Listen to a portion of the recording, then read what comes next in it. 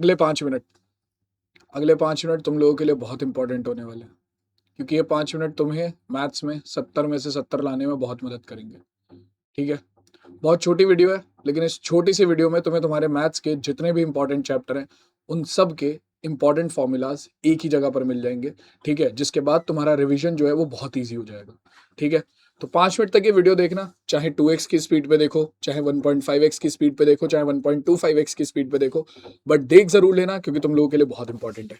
आओ, सबसे पहले हमारे पास आता है दो चर वाले रैखिक समीकरण, जिसमें से ये टॉपिक अगर किसी को भी लग रहा है कि भैया सिलेबस में है तो भूल जाओ। ठीक है, ये वाला टॉपिक अब हमारे सिलेबस से हट चुका है। ठीक है, हमारे पास केवल दो ही विधियां हैं जिससे हमें द्विघात समीकरण को हल करना है। पहली प्रतिस्थापन, दूसरी विलोपन। वो क्वेश्चन से होती है, लेकिन इस चैप्टर के जो फॉर्मूलाज हैं वो है ये 3 फॉर्मूले। कब? जब a1 बटे a2 का मान हमारा क्या होता है, जब a1 बटे a2 का मान b1 बटे b2 के बराबर नहीं होगा, समीकरण युग्म का अद्वितीय हल होता है। जब a1 बटे a2 b1 बटे b2 के बराबर हो और ये c1 बटे c2 के बराबर ना हो, तब हमारा कोई हल नहीं होता और समीकरण युग्म के अनंत हल होते हैं अगर a1 बटे a2 b1 बटे b2 c1 बटे c2 तीनों के तीनों बराबर आ जाते हैं। ठीक है, अब इसके बाद जो अगला चैप्टर हमारा आता है वो है दो चर वाले रैखिक समीकरण युग्म। ठीक है, दो चर वाले रैखिक समीकरण युग्म के बाद अगला चैप्टर जो आता है वो है द्विघात समीकरण। अब द्विघात समीकरण के लिए बहुत इंपॉर्टेंट चीज है क्या, कि भैया द्विघाती सूत्र। द्विघात समीकरण को हल करने के हमारे पास दो तरीके हैं। पहला गुणनखंड विधि, वो तुम क्वेश्चन से समझते हो। दूसरा द्विघाती सूत्र, जिसे हम बोलते हैं श्रीधराचार्य सूत्र, जिसका मान है x बराबर -b plus minus square root के अंदर b स्क्वायर माइनस 4ac बटे 2a। ये जो b स्क्वायर माइनस 4ac है, यही हमारा क्या होता है, विवितकर, जो कि हमें मूलों की प्रकृति के लिए सारी चीजें समझाता है। विवितकर का मान होता है b स्क्वायर माइनस 4ac। अगर ये 0 के बराबर है तो हमारे कितने, दो समान और वास्तविक मूल होते हैं। अगर ये 0 से बड़ा है यानी कि प्लस का है तो हमारे दो असमान और वास्तविक मूल होते हैं, और अगर ये 0 से छोटा हो जाता है तो कोई वास्तविक मूल नहीं होता। इसके बाद अगला चैप्टर जो हमारे पास आता है वो है समांतर श्रेणी, जिसके अंदर दो तरीके के सूत्र आते हैं। पहला समांतर श्रेणी का nवां पद, जो कि होता है a plus n minus 1 into D, जहां पर a है प्रथम पद और d है सार्वांतर, जिसे दो क्रमागत पदों के अंतर से आप आराम से निकाल सकते हो। वहीं पर दूसरी चीज आती है n पदों का योगफल, प्रथम n पदों का योगफल।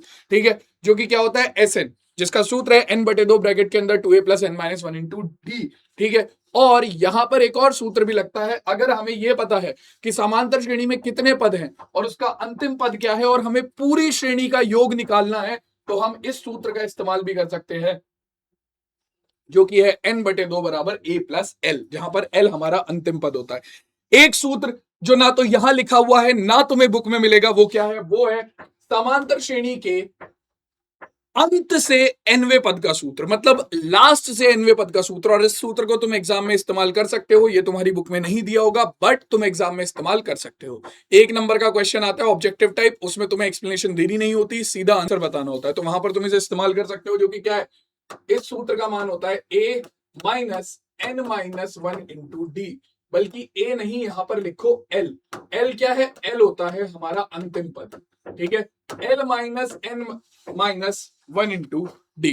ठीक है, सीधा सीधा सूत्र है ये, लगाओ अंत से nवा पद निकाल लो। ठीक है, अगला चैप्टर हमारे पास आता है निर्देशांक ज्यामिति, जिसके अंदर दो मेन सूत्र हैं। पहला दूरी सूत्र, दूसरा विभाजन सूत्र।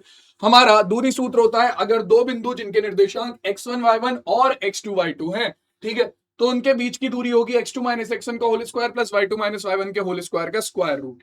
ठीक है, यहां से मूल बिंदु से दूरी का सूत्र भी निकलता है, जो कि होता है स्क्वायर रूट के अंदर x square plus y square.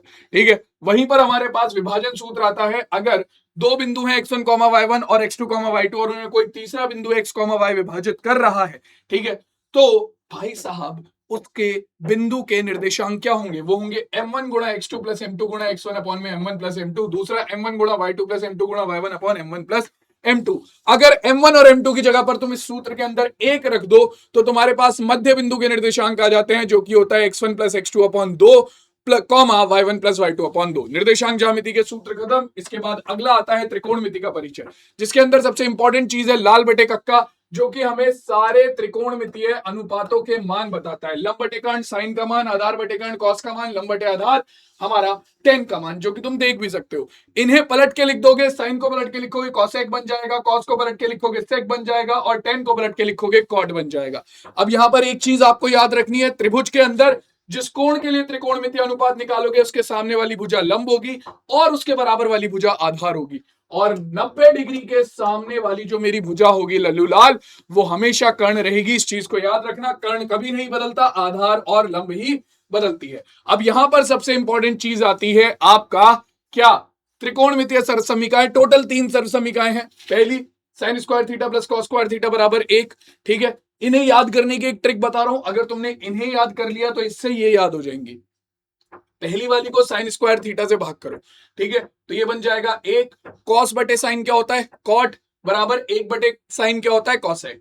बन गई तीसरी सर्वसमीका, 1 प्लस कॉट स्क्वायर थीटा बराबर कॉसेक स्क्वायर थीटा, ठीक है। और अगर इसी को तुम कॉस स्क्वायर थीटा से भाग कर दोगे तो दूसरी बन जाएगी, साइन बटे cos tan square theta, cos बटे कॉस 1, और 1 बटे कॉस सेक स्क्वायर थीटा। तो ये 3 सर्वसमीकाएं हैं। इसके अलावा भैया देखो ये तो तुम्हें याद ही करने पड़ेंगे, ठीक है, सिंपल सी बात है, इन्हें याद करना है। सारे त्रिकोणमितीय अनुपातों के मान, साइन कॉस टेन के मान तो जरूर याद कर लेना, क्योंकि ये त्रिकोणमितीय सर्वसमीका और त्रिकोणमितीय के अनुप्रयोग दोनों में ही काम आएंगे, ठीक है। अब इसके बाद अगले चैप्टर की जो कहानी है उसके बारे में बात कर लेते हैं, वो है वृत्तों से संबंधित क्षेत्रफल। आपको पता है वृत्त का क्षेत्रफल क्या होता है, पाई आर स्क्वायर, और परिधि क्या होती है, 2 पाई आर, ठीक है। वृत्त के क्षेत्रफल से त्रिज्याखंड का क्षेत्रफल निकलता है। वृत्त के क्षेत्रफल में थीटा बटे 360 से गुणा कर दो, तुम्हारा क्या, तुम्हारे त्रिज्याखंड का क्षेत्रफल निकल गया। और परिधि में अगर तुम थीटा बटे 360 से गुणा कर दोगे तो तुम्हारे पास चाप की लंबाई निकल जाएगी, ठीक है। अब इसके बाद जो अगला चैप्टर है वो है पृष्ठीय क्षेत्रफल और आयतन, और भाई इसके अंदर तो खाली सूत्र ही सूत्र है, ठीक है। तो भैया घन, घनाभ, बेलन, शंकु, गोला, अर्धगोला, इन सबके सूत्र तुम यहां पर देख सकते हो और उनसे अपने क्वेश्चन की ज्यादा से ज्यादा प्रैक्टिस कर सकते हो, ठीक है। अब इसके बाद जो हमारे पास अगला चैप्टर आता है वो है सांख्यिकी, जिसके अंदर हमारे पास 3 चीजें हैं, माध्य, माध्यक और बहुलक, जिनके सूत्र यहां पर लिखे हुए हैं। सिग्मा एफ आई एक्स आई बटे सिग्मा एफ आई, ये प्रत्यक्ष विधि है। इसके अलावा 2 विधि और होती हैं, कल्पित माध्य विधि और पग विचलन विधि, ठीक है। बाकी माध्य, माध्यक और बहुलक के बीच में जो संबंध है वो ये रहा, 3 गुणा माध्यक बराबर बहुलक प्लस 2 गुणा माध्य, ठीक है। ये संबंध जरूर याद कर लेना, 1 नंबर का सवाल हर साल आता है, इस साल भी आएगा, ठीक है। चलो भाई, अब इसके बाद लास्ट चैप्टर आता है जो कि है हमारा प्रायिकता, प्रोबेबिलिटी, जिसके अंदर मेन एक सूत्र है क्या हमारा, कोई भी घटना अगर हो रही है जिसकी प्रायिकता हमें निकालनी है तो उसके अनुकूल परिणाम कितने हैं बटे में पूरा हमारा प्रयोग करने पर जो कुल परिणाम आ सकते हैं वो कितने हैं। और इसके साथ प्रायिकता खत्म हो जाती है। प्रायिकता में एक चीज याद रखनी है कि किसी घटना के घटित ना होने की जो प्रायिकता है वो क्या होती है, 1 माइनस घटना के घटित होने की प्रायिकता के, ठीक है। और प्रायिकता का मान कभी भी 1 से बड़ा और 0 से छोटा नहीं हो सकता, हमेशा 0 से 1 के बीच में प्रायिकता का मान रहेगा। इस चीज को याद रखना।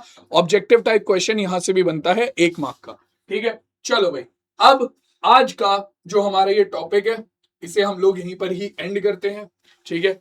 ये सारे जो सूत्र हैं उसे प्लीज अच्छे से याद कर लेना, रिवाइज कर लेना। बाकी मैं तुमसे मिलता हूं तुम्हारी क्लासेस में, ठीक है। तब तक के लिए ध्यान रखो, पढ़ाई करते रहो, बोर्ड के एग्जाम पे फोकस करो, बहुत बढ़िया पेपर जाएगा तुम्हारा।